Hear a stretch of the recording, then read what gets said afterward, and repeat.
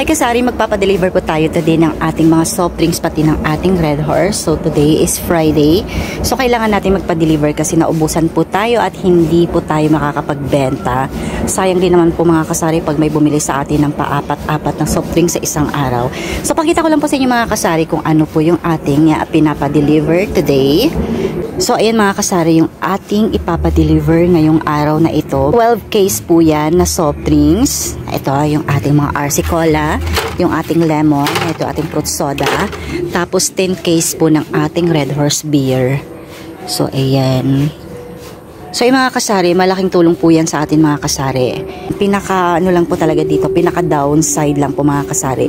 Pag maraming utang, syempre hindi naman maiiwasan talaga na magpapautang tayo, pero dapat nakalimit po yung pagpapautang natin para hindi po tayo mawalan ng paninda mga kasari. So ayan, lalong lalo na po may mga tao po talaga mga kasari na madali lang talaga sila pagdating sa utang, bait-baitan, pero pagdating sa singilan, ikaw na naman ang masama at ikaw na naman ang iintindi sa kanila kasi yung problema nila sa loob ng bahay nila, pati ikaw madadamay.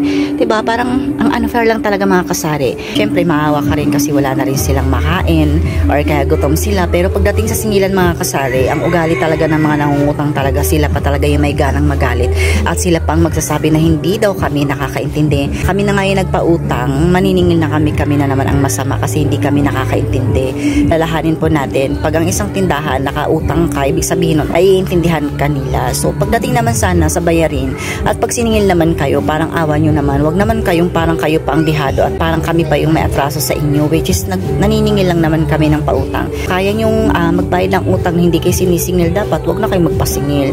Kung nagagalit man lang din naman kayo pag sinisingil kayo at sasabihin nyo sa amin na hindi kami makapag-intay, hindi pa papag-iintay yung isang linggo, 2 linggo. Parang unfair naman talaga na parang kami palagi ang nagpapakumbaba na kami na nga itong nagpautang. Tapos parang kasalanan pa naming maningil, tapos kami pang pagsasabihin na hindi nakakaintindi at hindi nakakatulog.